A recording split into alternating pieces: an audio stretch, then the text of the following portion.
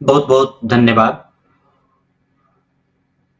अब तक हमने यह समझा इस सुंदरकांड के विचार से कि अवलोकन करना या निरीक्षण करना, इससे हमारे अंदर जो है विज्ञान उपजता है। अगर आप किसी चीज़ का भी निरीक्षण कर रहे हैं, किसी चीज़ को निहार रहे हैं, देख रहे हैं, समझ रहे हैं, तो इसी से आपका विज्ञान आपके अंदर उपजता है, आता है। और उन्हीं तथ्यों के आधार पर, उन्हीं परिकल्पनाओं के आधार पर हनुमान जी ने भी क्या किया कि वे जो विश्वकर्मा के सब द्वारा जो बनाई गई लंका है, उसको एक सुंदर सी स्त्री के समान उन्होंने मानसिक संकल्पना किया कि इतनी सुंदर लंका है, कितने सौम्य है। ये लंका की जो चारदीवारी थी, उसके भीतर जो है कि बहुत सारे जघन स्थली थे तथा समुद्र और जो वन थे, जो जल राशि थी, मानो कि उस लंका के वस्त्र हों, उस सुंदर स्त्री के वस्त्र हों, केश हों, आभूषण की तरह हों।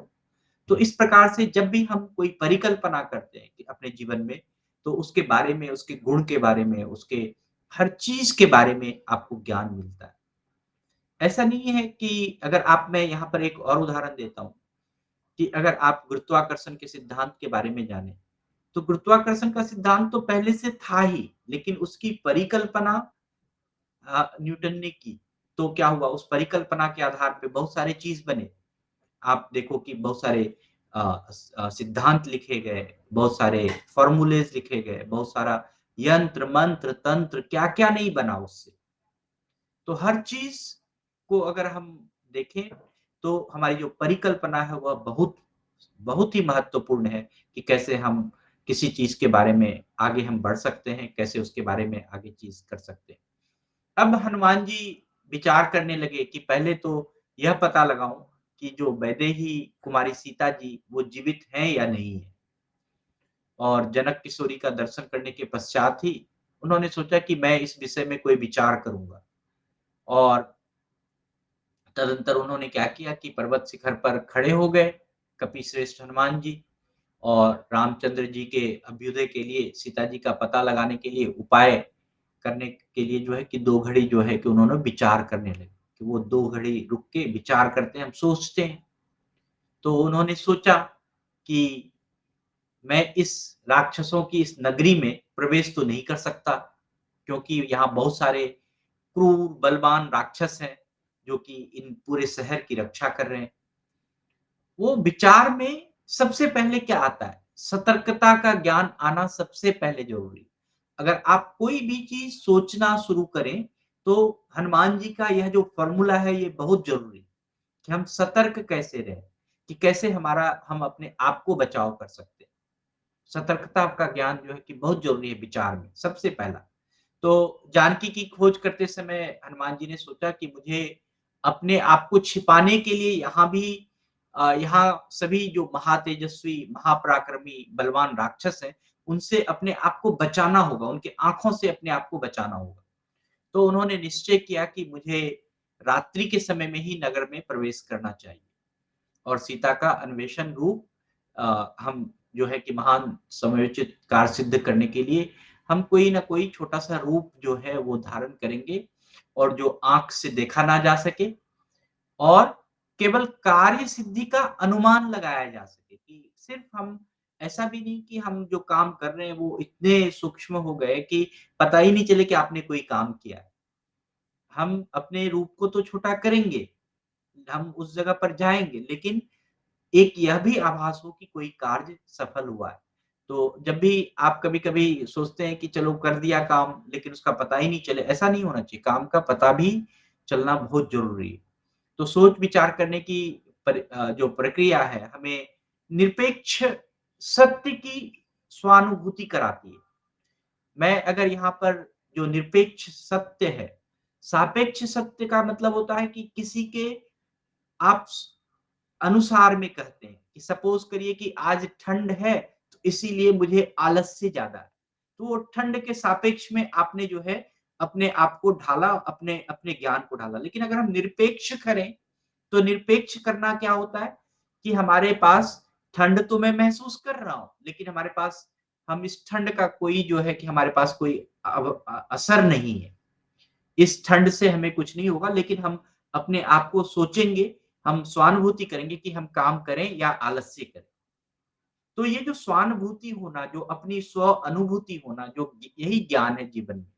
तो जो भी प्रिय होता है, अप्रिय है, सुख-दुःख इत्यादि जो भी चीज़ है, वो स्वानुभूति निरपेक्ष होना ज़रूरी होता है। और कैसे होंगे स्वानुभूति निरपेक्ष? अगर हम कहें कि हनुमान जी तो बहुत बलशाली थे, उनको भय क्यों लगेगा? यह समझना ज़रूरी है कि सत्य की जो अनुभूति थी, वह किसी अविलंबित नहीं है, यानी वह किसी चीज़ पर निर्भर नहीं है कि हनुमान जी बलवान हैं, बुद्धिमान हैं, इसीलिए वो बड़े आराम से घूम सकते हैं। नहीं, उन्होंने बड़े अच्छे से जो है कि कोई भी भाव का, वहाँ के जो भी चीज़ थे, उन्होंने सब चीज़ का पूरे अच्छे से जो निरीक्षण किया है, अवलोकन किया है, वह बहुत महत्वपूर्ण है और निरीक्षण अवलोकन के लिए क्या करना है? हमारे जितने इंद्रिय हैं, जितने हमारे ज्ञानेंद्रियाँ हैं, कर्मेंद्रियाँ हैं, सबको हमें खोल के रखना है, तभी आँख खोल के रखेंगे, कान खोल के रखेंगे। जब हम सब चीज़ को अनुभूति कर पाएँगे, तभी तो हम किसी भाव विषय पर कोई चीज़ का हम उसको भाँप सकेंगे, तभी तो हम उस वहाँ की जो दशा है, वहाँ की जो दिशा है, उसको स्वाभाविक और सहज रूप से हम समझ सकेंगे और उसको स्वीकार कर सकेंगे कि यहाँ पर बहुत सारा खतरा है। तो जो सोच विचार करने से जो भी अनुभव की अनुभूति होती है, यही हमारा ज्ञान है। ज्ञान कोई किताब में या कहीं पर लिख ले, उससे पढ़ के अगर आपको ज्ञान हो जाए तो सब हर कोई जो है कि किताब पढ़ के ही ज्ञान कर ले। लेकिन जब तक उसको अनुभूति नहीं करेंगे, स्वानुभूति नहीं करेंगे, जब तक उसका अनुभव नहीं करेंगे, उस पर सोच विचार नहीं करेंगे, तब तक वह ज्ञान उपलब्ध नहीं हो पाएगा। तो जो भी देवता थे, असुर थे, सबके लिए जो दुर्जय जैसी लंका है कि जहाँ पर कोई भी पा कोई भी जीत नहीं सकता, लंका में कोई भी अपना जो है बल का प्रयोग करके वहाँ पर उसको जीत नहीं सकता।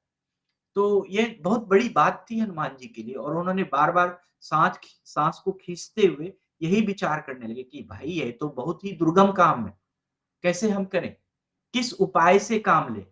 कि जिससे कि ये दुरात्मा जो राक्षस राज रावण की दृष्टि से हम ओझल होकर मैं मिथिलेश नंदिनी जनक किशोरी सीता जी का दर्शन प्राप्त कर पाऊँ। सबसे पहला जो उद्देश्य था उनका कि मैं किस प्रकार से दर्शन प्राप्त करूँ, किस रीति से काम किया जाए कि जैसे जो जगत विख्यात श्री रामचंद्र जी का काम भी ना बिगड़े। और मैं एकांत में अकेले जानकी जी से भेंट कर पाऊँ। यह सोचने का, विचारने का उन्होंने बड़े अच्छे से इस पे विचार किया। ऐसा नहीं कि वहाँ जाकर कूद गए और कूद कर जो है कि उन्होंने जो है कि सीता जी का दर्शन कर लिया, ऐसा नहीं। सोच विचार करने से सबसे पहले तो आपके जीवन में दूरदर्शिता आती है। सतर्कता का भी अनुमान आप लगा सकते हैं कि हम कैसे सतर्क रहें, कैसे हम अपने आप को अटेंशन में रखें। तो हनुमान जी ने भी यही सोचा कि कई बार जो कातर अथवा अविवेक पूर्ण काम करने से जो दूत है, वो दूत के हाथ में जो है वो दूत जो है उस वहाँ पकड़ा जाता है। हनुमान जी तो दूत बनकर गए थे और वो पकड़ा जाने के बाद क्या होता है, उनके साथ जो भी देश है, काल है उसके उसके साथ विपरीत व्यवहार होता है। आप लोगों ने भी कई बार सुना होगा कि अपने बहुत सारे सैनिक पड़ोसी देश में चले गए, वहाँ पर वो पकड़ा गए, तो वो दूत बनकर गए थे या फिर जो वहाँ के पड़ोसी देश के जो दूत हैं, वो यहाँ आए, वो पकड़ा गए। वो दूत बनकर होते हैं, तो उनके साथ तो बहुत सारा अलग-अलग व्यवहार किया जाता है। तो इससे क्या होगा कि वो जो दूत है वो उस देश का काम भी बिगाड़ सकता है। जैसे आप समझिए कि बनता हुआ काम बिगाड़ दे। तो जो राजा और मंत्री के द्वारा जो भी निश्चय किया हुआ कर्तव्य विषयक विचार जो है किसी अविवेकी दूत के आश्रय लेने से वो सफलता नहीं मिलता है। जो आप देखे होंगे कि हनुमान जी भी वहाँ पर बड़े विचार करके समुद्र से लांघने से पहले बड़े विचार करके गए थे वहाँ से कि कैसे जाना है, क्या जाना है। अगर वहाँ पर हनुमान जी थोड़ा-सा भी अविवेक जो दूत है उस तरह का अगर कुछ कर लेते, तो वो सफल वहाँ पर नहीं हो पाएँगे। तो अपने को पंडित मानने वाले अविवेकी दूत जो होता है, वो भी कभी-कभी सारा काम चौपट कर देता है। तो इसलिए विचार, सोच और निरपेक्ष रूप से सोचना और निरपेक्ष रूप से सोचकर उस विषय का पूरा मंथन करना, उसका ज्ञान प्राप्त करना, ये बहुत जीवन में बहुत ही ज़रूरी है, जो कि यहाँ के भाव से हमें पता चलता है। हनुमान जी फिर से वो सोचते हैं कि अच्छा किस उपाय का हम अवलंबन करें? किस उपाय को करने से जो स्वामी है उसका कार्य नहीं बिगड़ेगा? और हनुमान जी को भी वहाँ घबराहट होती है। हम हनुमान जी को भी घबराहट या अविवेक होना ज़रूरी है या नहीं है ये नहीं, लेकिन हर किसी को होता है। लेकिन हम उस घबराहट और अविवेक से कैसे हम निकलें? उन्होंने कहा कि अगर हम यहाँ पर कोई भी घबराहट का काम कर लें, कोई भी हड़बड़ी में काम कर लें, कोई अविवेकपूर्ण काम कर लें, तो मेरा तो ये इतना समुद्र का लाँघना जो है वो व्यर्थ हो जाएगा। आपको मैंने हनुमान जी के समुद्र के लाँघने की बहुत सारी कथा, बहुत सारे दिन तक हम लोगों ने उस पे विचार किया। तो उतना सारा अ जो परिश्रम था वो व्यर्थ ना हो जाए। और उन्होंने यही सोचा कि यदि कोई राक्षस ने मुझे देख लिया, तो रावण तो वो अनर्थ चाहने वाला है और वो विख्यात भगवान राम का कोई काम क सफल नहीं होने देने वाला है। तो अगर वो मुझे पकड़ लिया तो क्या होगा कि वो तो मेरे मेरे जो है कि मेरा ही नहीं, मेरे स्वामी का भी जो है कि वो उससे क्या होगा, घाटा हो सकता है, उससे जो है कि कुछ न कुछ असर पड़ सकता है। तो यहाँ हम किसी दूसरे रूप की क्या बात करें? राक्षस का रूप धारण करने से भी जो है हनुमान जी अगर वहाँ पर कहीं राक्षस रूप धारण करके भी जाते, तो वहाँ पर वो ठहरना उनके लिए असंभव था। वो पूरी लंका में विचरण नहीं कर पाते। उनका ये विश्वास था कि राक्षस से छिपकर इस लंका में वायुदेव भी वो इस लंकापुरी में विचरण नहीं कर सकते। मतलब इस प्रकार की वहाँ पर सेना थी, इस प्रकार का वहाँ पर रख-रखाव था। तो यहाँ कोई ऐसा स्थान नहीं है, जो इस भयंकर काम करने वाले राक्षस को ज्ञात ना हो। तो आप देखिए कि वो हनुमान जी जब वो लंकापुरी में प्रवेश कर रहे हैं, तो वहाँ पर कितनी कठिनाई और उस कठिनाई को कैसे वो सोच-विचार करके, कैसे वो रणनीति बनाकर, कैसे प्रवेश करेंगे, उसके बारे में भी हम लोग बातचीत करेंगे। इस पूरे सुंदरकांड में मैं आपको सुंदरकांड की चर्चा से ज़्यादा हम आपको बहुत सारे ऐसी चीज़ों के बारे में विचार कर रहे हैं, जहाँ पर हनुमान जी ने बड़े-बड़े उपाय ढूँढे हैं, बड़े-बड़े अपने जो है एक हमें मंत्र दिए हैं, बड़े-बड़े हमें एक काम करने का तहज़ीब दिया है, टेक्निक्स दिया है। तो उस टेक्निक्स को हमें यूज़ करें कि कैसे हमें सोच-विचार करना चाहिए, कैसे अवलोकन करना चाहिए, कैसे हमें शक्ति का परीक्षण करना चाहिए, कैसे हमें किसी चीज़ का जो है लक्ष्य बनाना चाहिए। आप शुरू से अगर सुंदरकांड की पूरी प्रक्रिया को देखें, पूरे विचार को देखें, तो बहुत चीज़ का ज्ञान हमें इससे प्राप्त होता है। तो आज के लिए मैं इतना ही कहूँगा। बहुत-बहुत धन्यवाद, बहुत-बहुत आभार।